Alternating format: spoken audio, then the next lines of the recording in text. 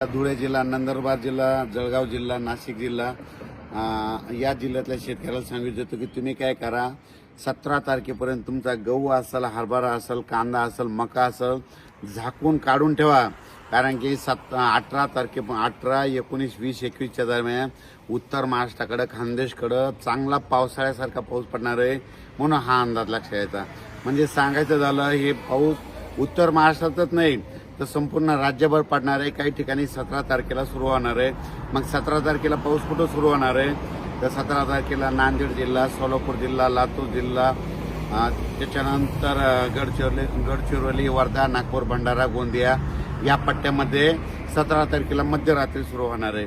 त्याच्यानंतर 17 तारखेला विदर्भ, पूर्व विदर्भ आणि पश्चिम विदर्भ, वर्धा, नागपूर, भंडारा, गोंदिया, चंद्रपूर, यवतमाळ, वाशिम, हिंगोली, अकोला, बुलढाणा, परभणी ह्या पट्ट्यामध्ये काय होईल, 17 तारखेला मध्यरात्रीपर्यंत पाऊस येणार आहे.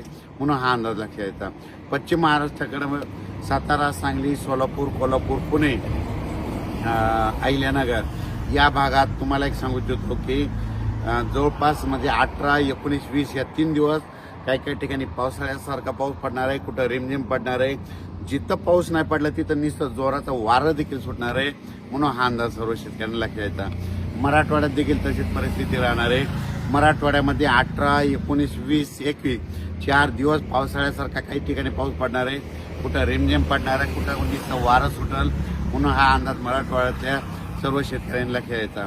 त्याच्यानंतर हे वातावरण 21 दिवस आहे, पण त्याच्यानंतर परत एकदा पुन्हा पाऊस येणार आहे. मग परत कधी येणार आहे तर परत 24